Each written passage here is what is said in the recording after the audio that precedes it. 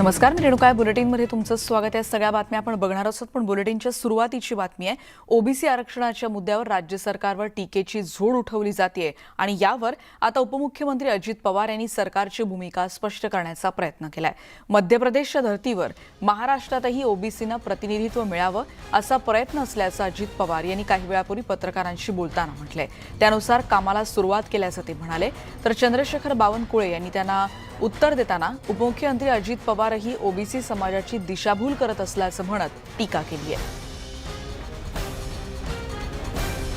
कुठल्या कुठल्या नगरपंचायतीला किती होतं, नगरपालिकेत, जिल्हा परिषद, तालुका पंचायत, महानगरपालिकेत किती होतं, त्याचा सगळा डाटा दिला. तोही संपूर्ण डाटा आपण पुरवण्याचं काम हे इम्पिरिकल डाटा तयार करण्याच्या करता किंवा त्याच्यामध्ये बाटियांचा अभ्यास खूप आहे, कारण त्यांनी केंद्र सरकारच्या स्तरावर पण या क्षेत्रामध्ये काम केलेलं आपल्या सगळ्यांच्या स्मरणात असेल आणि त्यामुळे त्यांचा प्रयत्न चालू आहे. आपल्याला कुठल्याही परिस्थितीमध्ये आम्ही शेवटपर्यंत ओबीसी समाजाला त्यांच्या प्रतिनिधित्व येणाऱ्या स्थानिक स्वराज्य संस्थांच्या मध्ये मिळालं पाहिजे. आणि थेट जातोय मुंबईतल्या कार्यक्रमात, जिथे आदित्य ठाकरे सध्या संवाद साधतायत. आरामात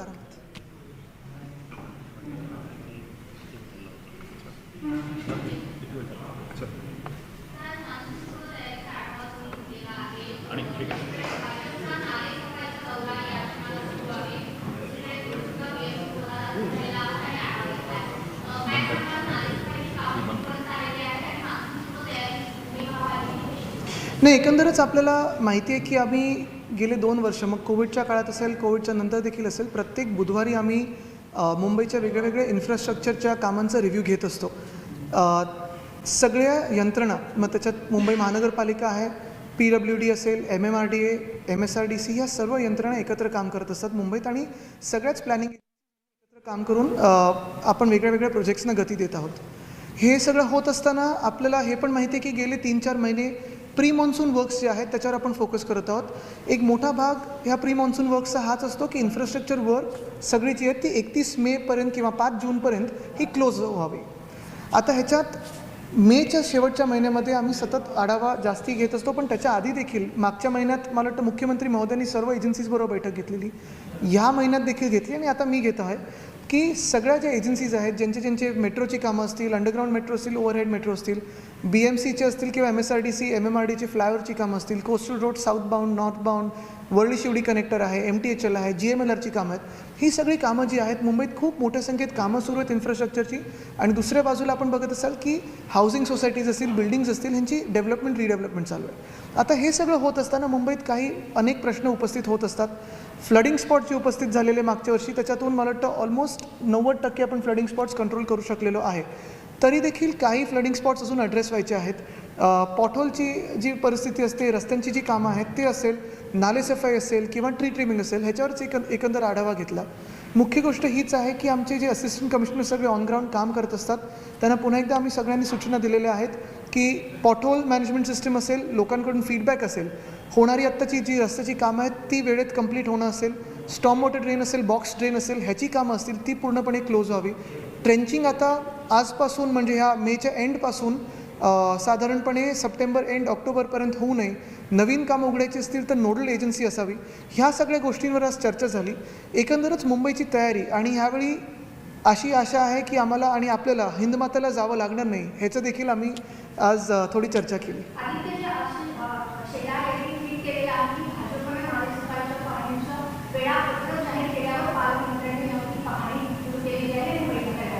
मी त्यांचं ट्विट बघितलं नाही आणि मी त्यांना उत्तरही देऊ इच्छित नाही, कारण टीका टिप्पण्या, आरोप हे सगळे होत असतात. कोणी चांगलं कन्स्ट्रक्टिव्ह काही सूचना दिल्या, आज पण त्यांची जर पाहणीमध्ये चांगलं त्यांना काही सुचलं इतर त्यांचे आरोप सोडून, तर त्यांना आम्ही नक्की ते त्यांची जी सूचना असतील ते आम्ही त्याच्यावर कारवाई करू. लैंडस्लाइड प्रोन एरियाज़ ये मुंबई में काफ़ी सारे अभी भी है. अगर आप देखें तो पिछले समय भी जहाँ लैंडस्लाइड हुई थी, ऐसे नहीं है कि लैंडस्लाइड रिटेंशन वॉल्स नहीं थे. हम तीनों जो स्पॉट्स पे गए, आप भी हमारे साथ थे, तीनों स्पॉट्स पे रिटेंशन वॉल्स है, स्ट्रॉन्ग वॉल्स थे, लेकिन जो फोर्स था नेचर का वो इतना था कि वो लैंडस्लाइड वॉल्स तोड़ के बाहर आए. कई जगह ऐसे भी है कि जो वहाँ स्लम सोसाइटीज़ बनी हुई है, वहाँ काफ़ी हैबिटेशन है, जाना वहाँ दिक्कत की बात होती है. तो हमारी बात यही चल रही है, म्हाडा से हो, SRA से हो, कि उसको कैसे वहाँ से निकाला जाए। अगले 2-3 सालों का ये एक प्रोग्राम है। लेकिन अभी के लिए हमारे पास जो भी डिज़ास्टर मैनेजमेंट से जो भी हाई रिस्क एरियाज आए थे, DPC से हो या अर्बन डेवलपमेंट डिपार्टमेंट से हो, हमने जितना फंड था उतना PWD को दिया हुआ है। वर्क ऑर्डर्स निकले हुए हैं, काम शुरू हुआ है। हाँ, ये है कि हमें सतर्क रहना पड़ेगा, क्योंकि इस बार अगर आप देखें तो समर्स एक्सट्रीम रहे हैं, विंटर्स एक्सट्रीम रहे हैं, शायद मानसून्स एक्सट्रीम हो सकते हैं, लेकिन पूरी तैयारी है कि अगर कोई ऐसे आपत्ति आए तो उसमें हमारे रिस्पॉन्स क्या होना चाहिए, हानि कम से कम कैसे हो, उस पर भी हमारी तैयारी जारी है। NDRF से है, SDRF से है, लेकिन BMC की भी जो डिज़ास्टर मैनेजमेंट की यंत्रणा है उससे भी हम पूरी सतर्कता में हम रहेंगे।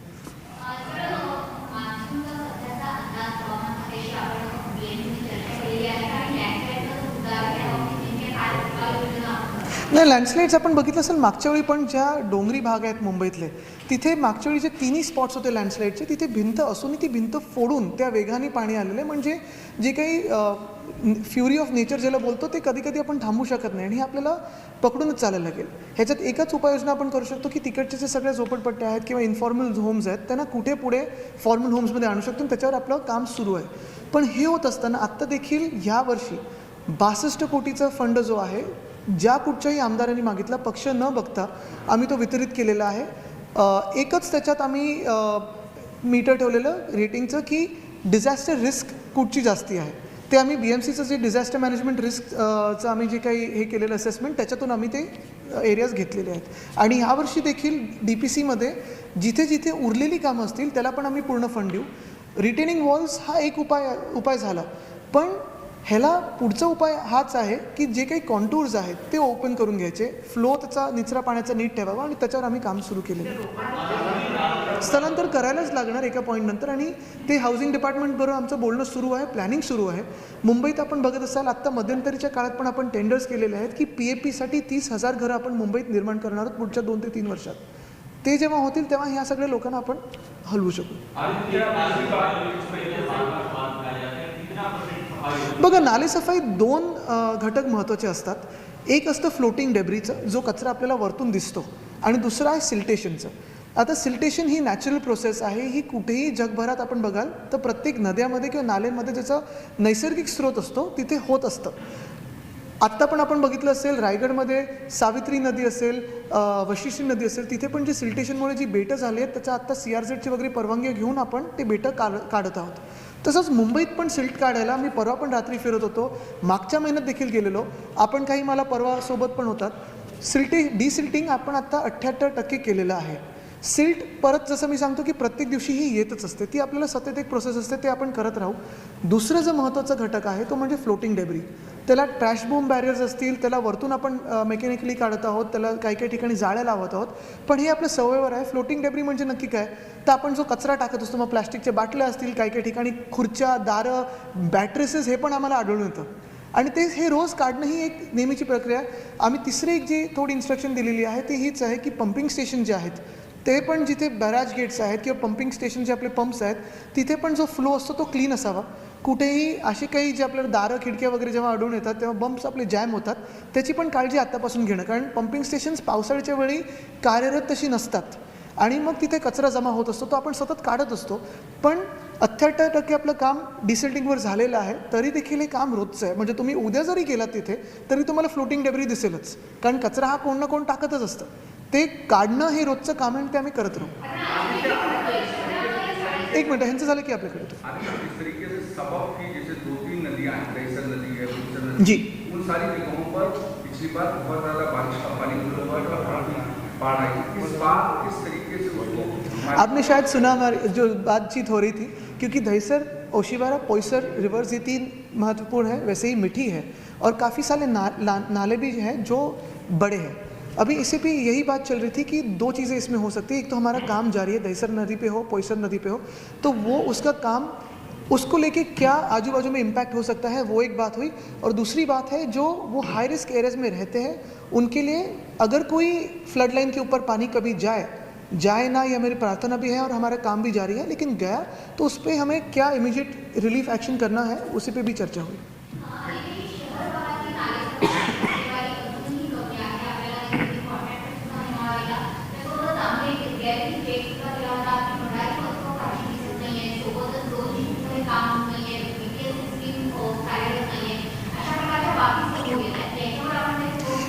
काही काही ठिकाणी जिथे आजूबाजूला वस्ती आहे, लोकवस्ती, तिथे 2 शिफ्टमध्ये होऊ नाही शकत, कारण रात्री आपण जर ते JCB वगैरे लावलं तर त्याचा आवाज रहिवाशांना थोडा त्रास देतो, म्हणून आपण तिथे 2 शिफ्टमध्ये करत नाही आहोत. ही सत्य परिस्थिती आहे. शहरात कालच मी आढावा घेतला, खास करून माझा पण मतदारसंघाचा घेतला, कारण तिथे पण थोडं काम आधी तेवढं झालं नव्हतं. आता मी बघितलं ती प्रोग्रेस वाढलेली आहे.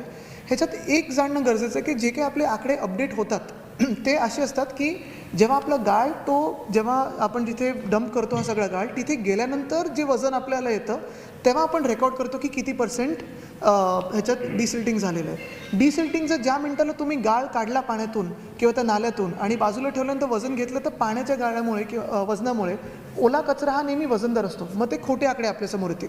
म्हणून आम्ही अशी पद्धत लावलेली आहे की 2 दिवस ते बाजूलाच ठेवून तो सुकला कचरा की डम्पिंग यार्डला गेल्यानंतर मग कचऱ्याचं वजन घेऊन साधारण किती क्युबिक मीटर आपण कचरा काढतो किंवा गाळ काढतो त्याचे आकडे आपले अपडेट होतात.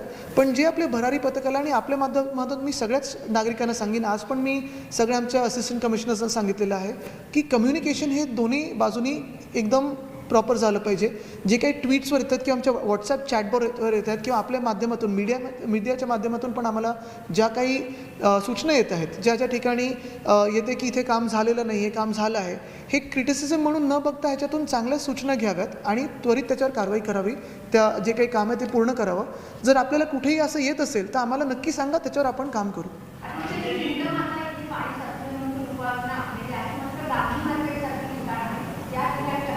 दोन्ही ठिकाणी आपण केलेलं आहे. गांधी मार्केटला आपण मोठे पंप्स बसवले आहेत. गांधी मार्केटचा प्रश्न मागच्या वेळी सुटलेला, म्हणजे आपल्याला आठवत असेल तिथे पाणी नव्हतं मागच्या वेळी.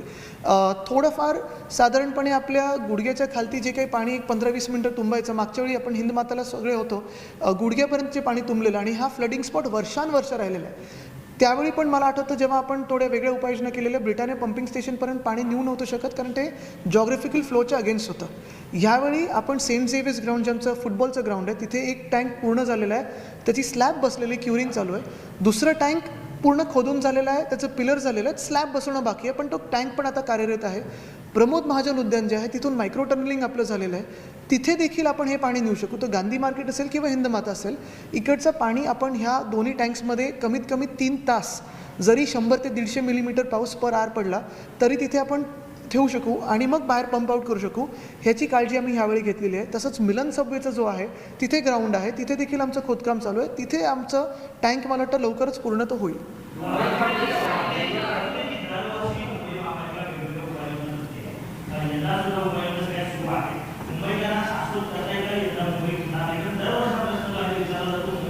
मी खोटं बोलणार नाही. आत्ता पण मी रस्त्याची कामांचा सगळा आढावा घेतो आहे. मुंबईत मी जर बघितलं, जर मला वाटतं 2000पेक्षा जास्ती किलोमीटर हे रस्ते आहेत. प्रत्येक रस्ते हे 3 ते 5 वर्षाच्या डिफेक्ट लायबिलिटी पिरियडमध्ये असतात. कॉन्क्रीटचे रस्ते आपण सर्वकडे करत आहोत. मी हे पण चहल साहेबांची विचारणा केलेली आहे आणि आम्ही थोडं जागतिक पातळीवर ह्याची रिसर्च घेत आहोत की जसं इतर काही देश आहेत, सिंगापूर वगैरे, 12ही महिने पाऊस पडत असतो, तर त्या पावसाच्या काळामध्ये जे कॉन्क्रीटचे रस्ते होऊ शकतात तसं आपल्याकडे होऊ शकतं का, ह्याची पण आम्ही थोडी विचारपूस करत आहोत. पण जिथे जिथे नवीन रस्ते झालेत गेल्या 7, 8, 10 वर्षामध्ये, 20 वर्षामध्ये, तिथे खड्डे पडणार नाहीत. जे जुने रस्ते आहेत किंवा काही इतर प्लॅनिंग एजन्सीजमध्ये, जसं म्हाडा असेल, SR असेल, त्या लेआउटमध्ये असताना जिथे नवीन बिल्डिंग्स येणार आहेत, जिथे आता रिपेअर झाले नाहीत, तिथे थोडेफार खड्डे पडू शकतात. हे मी तुम्हाला खोटं बोलणार नाही, हे आहे सत्य परिस्थिती. दुसरं म्हणजे पाणी तुंबण्याचा जो विषय आहे, जसं मी सांगितलं की आपली उष्णता, त्याची तीव्रता आत्ता 43-45 मुंबईत पोचलेली. दिल्लीत 49 डिग्रीज होतं. हे एक्स्ट्रीमिटीज जे वेदरचे आहेत, जर 200हून जास्ती मिलीमीटर पाऊस कधी पर आवर पडला तर कुठचंही शहरमध्ये फ्लॅश फ्लडिंग होणार. ते गुडघ्याच्या खालतीपर्यंत होईल, एकदमच पूर येत नाही, पण फ्लॅश फ्लडिंग जे आपण कदाचित पूर म्हणून थोडं पॅनिकमध्ये जातो ते होणार. आता ह्याच्यासाठी आम्ही प्रत्येक ठिकाणी पंप्स लावलेले आहेत. मला वाटतं 480हून जास्ती पंप्स लावत आहोत. पंपिंग स्टेशन्स आपले कार्यरत करत आहोत. Storm water drain, box drain, storm water ड्रेनची क्षमता वाढवलेली आहे. होल्डिंग पॉइंट्स करत आहोत. फ्लडिंग स्पॉट्सचं मिटिगेशन करत आहोत. नवीन कुठेही होत असेल तर तिथे आम्ही आत्ताच सांगितलेले वॉर्ड ऑफिसर्सना की तिथे जाऊन स्वतःहून बघा. कारण आत्ता मी पुढचे 10 दिवस त्यांना सांगितले, तुम्ही सगळे ऑन ग्राउंड दिसले पाहिजेत. सिटिझन फीडबॅक जो होतो, मीडिया फीडबॅक जो होतो, त्याच्यावर तुम्ही कार्यरत असलेले दिसले पाहिजेत आणि ते लगेच तिथे जे सिम्पटम्स आहेत त्याचे ते आपण ॲक्शन करून ते सिम्पटम्स कमी केले पाहिजेत. तर मी एवढंच सांगेन की जी काही काळजी घ्यायची आहे, टेक्निकली असेल, प्रॅक्टिकली असेल, ती घेतलेली आहे. अतिवृष्टी झाली, ढगफुटी झाली तर ते कोणाच्या हातात नसतं, पण त्याच्यात देखील आपण कुठेही बघा, मुंबईसारखं मॅनेजमेंट आणि यंत्रणा कुठेही दुसरीकडे नाही आहे. ती आपण मागच्या वर्षी पण काळजी घेतली. मागच्या वेळी 2 वादळ येऊन गेली मागच्या 2 वर्षात, तरी देखील काळजी घेतली. आत्ता ही बैठक सुरू असताना मुख्यमंत्री महोदयांचा फोन आलेला. अजून एक त्यांनी आम्हाला सूचना दिलेल्या आहेत की जिथे जिथे क्रेन्स दिसतात ज्या बिल्डिंगवर हाय राईजवर, त्याची पण काळजी घ्या, जसं ट्री ट्रिमिंग वगैरे. तर ह्या सगळ्या गोष्टी आमचं स्वतःचं सगळ्यांचं लक्ष आहे. नुसतं मुंबई नाही, ती इतर शहर ठाणे असेल, नवी मुंबई असेल, कल्याण डोंबिवली असेल, नागपूर असेल, नाशिक असेल, ह्याच सूचना सगळ्या ठिकाणी आम्ही दिलेल्या आहेत.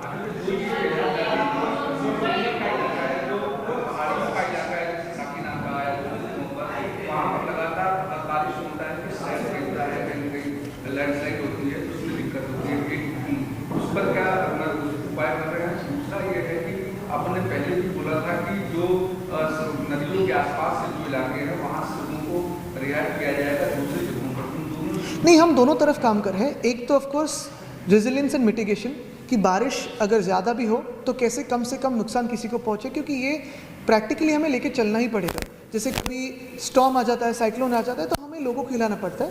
और दूसरी चीज़, अगर कोई डिज़ास्टर हो तो उसमें हमारा रिस्पांस क्या होना चाहिए, रिस्पांस टाइम क्या होना चाहिए. अगर आपको याद है लास्ट टाइम भी जब बरसात भारी हो रही थी, तभी रात को 4 बजे मैं खुद या वेलुसु जी हो, चहल साहब हो, हम सभी लोग 4 बजे मिट्टी के जो आसपास के लोग हैं उनको सेफ जगह लेके जा रहे थे. तो अगर डिज़ास्टर हो कभी तो गॉड फॉरबिड हमें उस पर रिस्पॉन्स करना पड़ेगा. तो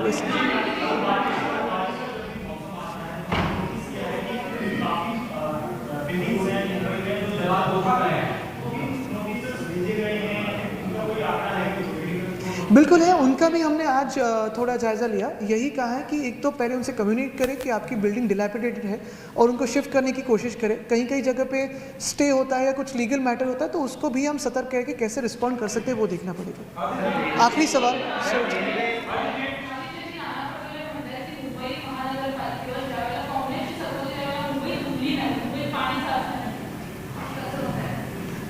आता म्हणजे 25 वर्ष तरी मला आठवत नाही, पण एक आहे नक्कीच की आता सोबतच आहेत ते. तर त्यांचं गुड लक घेऊन होपफुली यावेळी मुंबईत नीट पाऊस होईल.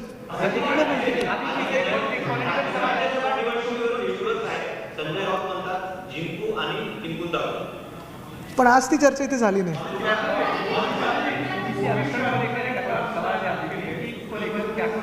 नाही, त्याच्यावर म्हणजे जसं मी सांगितलं ना, हे राजकीय दोन्ही सवाल आहेत, ते मी नंतर घेईन. एकच नहीं बिल्कुल है, लेकिन मुझे लगता है सीएम साहब भी इस पर बात करेंगे. एक यही इम्पॉर्टेंट है जो मैं हर बार कहता हूँ कि आज का महत्व ये प्री मानसून है. और मैं आपसे भी यही विनती करूँगा कि जो भी आपका फीडबैक हो, क्योंकि आप हर एक शहर के हर एक गली में जाते हैं, तो आपका जो भी फीडबैक हो वो हमें प्लीज़ कम्युनिकेट कीजिए ताकि हम ज़्यादा से अच्छा सेवा दे सकें.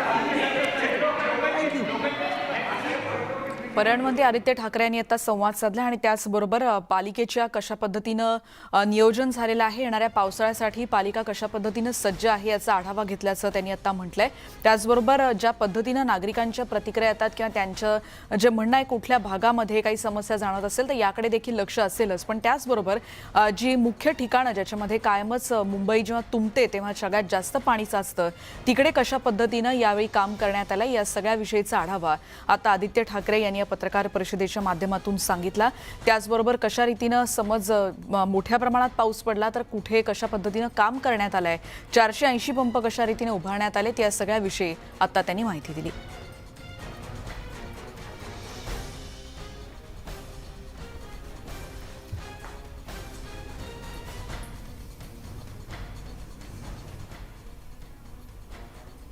दरम्यान भाजप आमदार आशिष शेलार यांनी नालेसफाईची पाहणी दौऱ्याचा दुसरा टप्पा आजपासून सुरू केला आणि मुंबईच्या मालाड परिसरातल्या वळणाई नाल्याची आशिष शेलार यांनी काही वेळापूर्वी पाहणी केली. यावेळी नालेसफाईबद्दलचे पालिकेचे केलेले दावे फोल आहेत असा आरोप त्यांनी केलाय. मुंबई महापालिकेच्या भ्रष्टाचार विरोधात केंद्रीय तपास यंत्रणांकडे तक्रार करणार असल्याचं शेलार म्हणाले.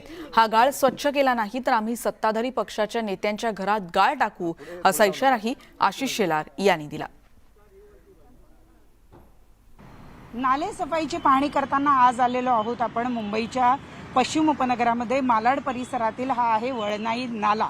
या नाल्यावर आज आपण पाहतो आहोत की पूर्णपणे हा नाला भरलेला आहे आणि भाजपनं आज या ठिकाणी पाहणी आयोजित करतो आहोत असं सांगितल्यानंतर मुंबई महानगरपालिकेनं या ठिकाणी इथं एक संयंत्राच्या माध्यमातून ही आपण पाहतो आहोत की नाले सफाई सुरू केलेली आहे. मुळात आता अवघे काही दिवस राहिलेले आहे. पुढल्या आठवड्यातच पाऊस मुंबईमध्ये दाखल होणार आहे आणि असं असताना मुंबईतील हा एक अतिशय महत्त्वाचा नाला, कारण इथून पुढे समुद्राला हा नाला मिळतो आणि त्यामुळं त्या नाल्याला स्वच्छ असणं अतिशय गरजेचं आहे. या नाल्यामध्ये स्वच्छतेचा स्वसुद्धा इथे झालेला दिसत नाहीये आणि आता या ठिकाणी आपण पाहतोय की एक जो बुलडोझर आहे तो आणून या पद्धतीनं या ठिकाणी नालेसफाई करण्याचा आव आणला जातोय. दुसरीकडे आपण इथे पाहतोय की असाच नाल्यातला गाळ नुसता असा बाजूला काढून टाकला जातोय. हा गाळ जो आहे तो बाहेर काढला जात नाहीये किंवा बाहेर काढून त्याला वाळण्याची जी प्रक्रिया आहे ती पूर्ण होताना दिसत नाही. त्यामुळे तिथल्या तिथे हा जर गाळ बाजूला टाकला जाणार असेल तर त्या पावसामध्ये हाच गाळ पुढे नाल्यामध्ये समुद्रामध्ये जाईल आणि सगळ्यात महत्त्वाचं तो जाण्याची जी प्रक्रिया आहे ती पूर्ण होणार नाही आणि मग या संपूर्ण परिसरामध्ये घाणीचं साम्राज्य आणि त्याचबरोबर पाणी तुंबण्याचे प्रकार घडतील. मुंबई महापालिका वर्षानुवर्ष नालेसफाई करते, परंतु त्या नालेसफाईतून काय साध्य होतं हा प्रश्न या ठिकाणी निर्माण होतो आणि त्यामुळं हा वळणाई नाला आपण पाहतो आहोत जिथं स्वच्छतेच्या नावावर काहीही करण्यात आलेलं नाही हे जवळपास उघडकीस येताना दिसत आहे. त्यामुळे मुंबई महानगरपालिकेचे दावे किती फोल आहे हेच हा नाला आपल्याला इथं दाखवताना दिसतोय. व्हिडिओ जर्नलिस्ट रमेश भटसा, प्रणाली कापसे, न्यूज 18 लोकमत, मालाड. त्यामुळे पालिकेच्या दाव्याची भाजपकडून पोलखोल झालेली आहे आणि या सगळ्या बातम्यांनंतर एक ब्रेक घेऊन आपण इतरही बातम्यांचा पुन्हा भेटणार आहोत. पहा फक्त मुद्दा महाराष्ट्राचा. पुढची बातमी आपण बघणार आहोत. नवी मुंबई पोलीस आयुक्तालयामध्ये सचिन वाझे संदर्भातली एक बातमी आपण बघतो. नवी मुंबईत सचिन वाझेची चौकशी सध्या केली जावी आणि अवैध धंद्यांचा सुळसुळाट सुरू आहे. भाजप आमदार मंदा म्हात्रे यांनी नवी मुंबई पोलिसांवर तसे गंभीर आरोप केलेले आहेत. NMSA क्लबमध्ये अधिकाऱ्यांकडून वसुली केली जाते. राज्यात सगळ्यात जास्त लक्ष्मी दर्शन होत असल्यामुळे 10 वर्ष ते तिथे आहेत. ईडीकडून या सगळ्या अधिकाऱ्यांची चौकशी झाली पाहिजे असं मंदा म्हात्रे यांनी म्हटलं आणि त्यासाठी मुख्यमंत्री त्याचबरोबर विरोधी पक्षनेते आणि गृहमंत्र्यांकडे त्यांनी या संदर्भातली चौकशीची देखील मागणी केल्याचं कळतंय. त्यामुळे मंदा म्हात्रे यांनी केलेली ही एक महत्त्वाची मागणी म्हणावी लागेल. नवी मुंबई पोलीस आयुक्तालयात देखील सचिन वाझे सारखे लोक आहेत आणि अशा लोकांची चौकशी करण्याची गरज त्यांनी व्यक्त केली आहे. विनय म्हात्रे आमचे प्रतिनिधी आता आपल्या सोबत आहेत. विनय, काय नेमकं म्हणायचंय मंदाताईंना? रेणुका, नवी मुंबई पोलीस आयुक्तालय म्हणजे एक भ्रष्टाचाराचा कुरणा आहे. नवी मुंबई शहरामध्ये सगळ्यात जास्त वसुली होते. याचमुळे राज्यात सगळ्यात जास्त वसुली नवी मुंबईत असल्यामुळे वरिष्ठ अधिकारी जे आहेत ते नवी मुंबईकडे त्यांचा कल जास्त असतो. गेले 10 वर्ष हे अधिकारी नवी मुंबईमध्ये आले. 3 टर्म ते या नवी मुंबईमध्ये त्यांनी काढलेत. त्याचं कारण एकच आहे की मोठ्या प्रमाणात वसुली, यामुळेच अवैध जे धंदे असतील, मग डिझेल चोरी असेल किंवा गोमांस असेल, गुटखा असेल, मटका असेल, दारूचे अड्डे असतील, हे सगळे धंदे यांचा सुळसुळाट मोठ्या प्रमाणात चालले. कोणत्याही प्रकारची कारवाई केली जाताना नवी मुंबई पोलीस दिसत नाहीयेत. त्यांचा रोष आहे तो सगळ्यात जास्त जे वाहतूक पोलीस उपायुक्त आहेत त्यांच्याकडे त्यांचा जास्त रोख आहे. नवी मुंबईमध्ये जे 5000 टँकर्स उभे राहतात केमिकलचे, त्या प्रत्येक टँकर्स मागे 200 रुपये पर डे ही वसुली केली जाते. मोठ्या प्रमाणात नवी मुंबईमध्ये वाहतूक विभागाकडून ही वसुली केली जाते असा गंभीर आरोप भाजप आमदार मंदा म्हात्रे यांनी केलेला आहे. आणि हे जे अधिकारी आहेत हे दुसरे सचिन वाझे नवी मुंबईमध्ये बनलेले आहेत. या सचिन वाझे जे बनलेले आहेत त्यांच्या प्रॉपर्टीची चौकशी करण्यात यावी. ईडीने देखील त्यांची चौकशी करावी. राज्य सरकारने देखील या सगळ्या अधिकाऱ्यांची चौकशी करावी. यांच्या मालमत्तेची चौकशी करण्यात यावी. त्याचबरोबर मागे देखील युतीच्या काळामध्ये या नवी मुंबईमधल्या भ्रष्टाचाराच्या बाबतीत आणि इथल्या अधिकाऱ्यांच्या बाबतीत माजी मुख्यमंत्री देवेंद्र फडणवीस यांनी हा विषय मांडला होता.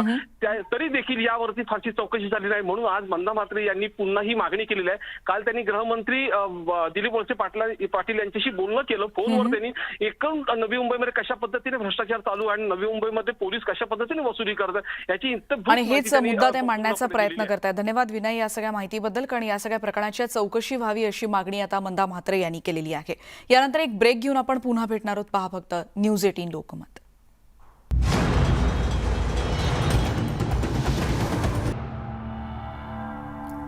आणि एक धक्कादायक बातमी. नाशिकची पंचवटी परिसरात वडील आणि मुलानं आत्महत्या केल्याची धक्कादायक घटना घडली. अधिक माहिती घेणार आहोत. लक्ष्मण घाटोळ आमचे प्रतिनिधी आता आपल्या सोबत आहेत. लक्ष्मण, काय आणखीन माहिती कळू शकली का की कारण नेमकं काय आहे ज्याच्यामुळे या दोघांनी जीवन संपवण्याचा निर्णय घेतला? अतिशय धक्कादायक असा हा प्रकार आहे नाशिकच्या पंचवटी परिसरामधील पिता पुत्राची ही आत्महत्या झाल्याचं बोललं जातं. मात्र यामध्ये मुलाची जी मृत्यूचं ठिकाण ज्यावेळेला पोलिसांकडनं तपासलं गेलं त्यावेळेला मुलाचा जो मृत्यू आहे यातील या दोघांमधील तो संशयास्पद असल्याचं पोलिसांच्या प्राथमिक अहवालात समोर आलेला आहे. त्या मुलाला आईस्क्रीम मधून विषी बाधा झाली असावी असाही अंदाज पोलिसांना आहे आणि या मुलाची हत्या करून वडिलांनी आत्महत्या केली आहे का असाही संशय जो आहे तो पोलिसांना आहे आणि या सगळ्या अंगाने आता पोलिसांकडनं तपास केला जातोय. मात्र आजूबाजूच्या नागरिकांकडनं परिसरातल्या लोकांकडनं जे सांगितलं जाते त्यानुसार यांच्या घरामध्ये काही कौटुंबिक वाद होते पिता पुत्रामध्ये आणि त्यातून हा सगळा प्रकार झाला असावा असंही बोललं जाते. मात्र या संपूर्ण प्रकरणाचा जो तपास आहे तो पोलिसांच्या अहवालानंतर समोर येईल. आता देखील या दोघांचेही मृतदेह नाशिकच्या जिल्हा रुग्णालयात शवविच्छेदनासाठी पाठवण्यात आलेले आहे. शवविच्छेदनाचा अहवाल येईल त्यानंतर पोलिसांकडनं पंचनामा केला जाईल आणि त्यानंतर नेमकं मृत्यूचं कारण जे आहे ते समोर येईल. मात्र या पिता पुत्राच्या मृत्यूमुळे संपूर्ण पंचवटी आणि नाशिक परिसरामध्ये एक खळबळ उडालेली आहे. एकाच वेळी एकाच कुटुंबातील 2 जणांनी अशा प्रकारे जीवन संपवणं ह्या मागे नेमकं कारण काय आहे हे देखील समजणं तितकंच महत्त्वाचं अगदी ठरणार खरं आहे आहे. लक्ष्मण, त्यामुळे धन्यवाद या प्रकरणाचं- सगळ्या माहितीबद्दल. त्यामुळे पोलीस तपासाकडे आता लक्ष असणार आहे की कशामुळे त्यांनी हा निर्णय घेतला आणि कशामुळे त्यांना त्यांचा मृत्यू झालाय किंवा आणखीन काही कारणं होती काय, सगळ्याचा तपास आता केला जाणार आहे. आणि आता बातमी आहे घरगुती गॅस सिलेंडरच्या दरामध्ये पुन्हा एकदा वाढ झालेली आहे आणि या दरवाढीमुळे आता भारतामध्ये घरगुती गॅस सिलेंडरचा दर 1,000 रुपयांच्या पार जाऊन पोहोचलाय. घरगुती गॅस सिलेंडरच्या दरात 3 रुपये 50 पैसे इतकी वाढ झाली. या दरवाढीमुळे आजपासून 14 किलो म्हणजे 14.2 किलोग्रॅमच्या घरगुती एलपीजी गॅस सिलेंडरची किंमत 1,003 रुपये इतकी झाली आहे. त्यासोबतच व्यावसायिक एलपीजी सिलेंडरच्या दरातही वाढ झाली आहे.